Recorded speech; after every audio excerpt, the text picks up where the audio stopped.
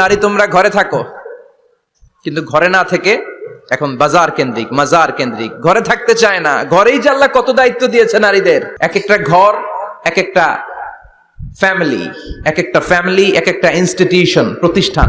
আর এই প্রতিষ্ঠানের MD, managing director হচ্ছে এক একটা মহিলা। চিল্লা এখন ঠিক কিনা? রব্বুল আলামিন নারীদেরকে ঘরের এমডি বানালেন, বাড়ির এমডি, ম্যানেজিং ডাইরেক্টর। অনেক কিছু ম্যানেজ করতে হয়। ফুড ম্যানেজমেন্ট জানা লাগে, কুকিং ম্যানেজমেন্ট জানা লাগে, রেয়ারিং আপ দ্য চিলড্রেন জানা লাগে, ডিপ্লোমাসিও জানা লাগে। কেমন করে রান্না করবে এটা জানতে হয়, কেমন করে ঘরকে ক্লিন রাখবে জানতে হয়, কেমন করে ছেলে মেয়েকে লালন পালন করতে হবে জানতে হয়, কেমন করে স্বামীর মন জুগিয়ে শাশুড়ির মন জুগিয়ে চলতে হয় সেটাও জানতে হয়। এটার বলে ডিপ্লোমাসি। কূটনৈতিক জ্ঞান না থাকলে আরেক বাড়ির মাইয়া নতুন এক বাড়িতে যাইয়া সবার সাথে মিলেমিশে চলতে পারে?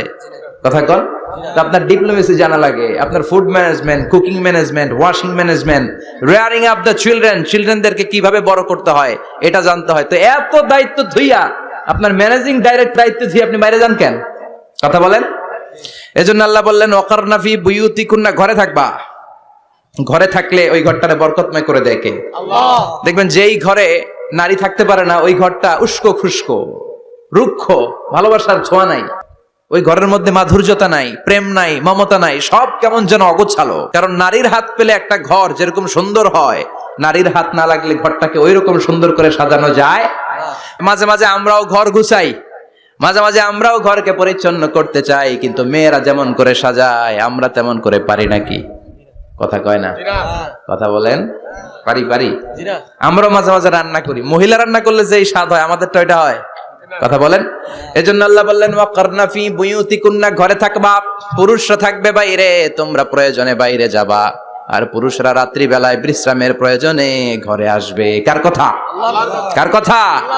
আবার আল্লাহ নারীদেরকে বললেন চোখ নামাও, আমাদেরকেও বললেন চোখ নামাও, তাদেরকেও বললেন চোখ নামাও। ওয়াকুল্লিল মুমিনাতি ইয়াগদুদনা মিন আবসারিহিন, ও নবী নারীদেরকে বলেন তারাও যেন পরপুরুষ দেখলে চোখ নামিয়ে রাখে।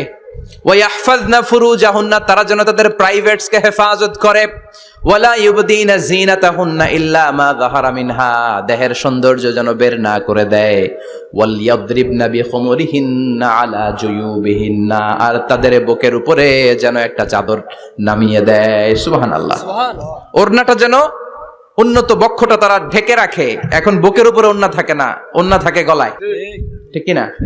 অবশ্য এখানে যে বোনেরা আসছে এদের এই সমস্যা নাই, এরা সবাই বোরকা পরে আসছে। এদের আত্মীয় স্বজনের মধ্যে ঝামেলা থাকতে পারে, তো আপনারা যে পৌঁছে দিবেন। ওড়না থাকবে কোথায়? নারীদের বুকের উপরে ওড়না থাকবে, চাদর থাকবে।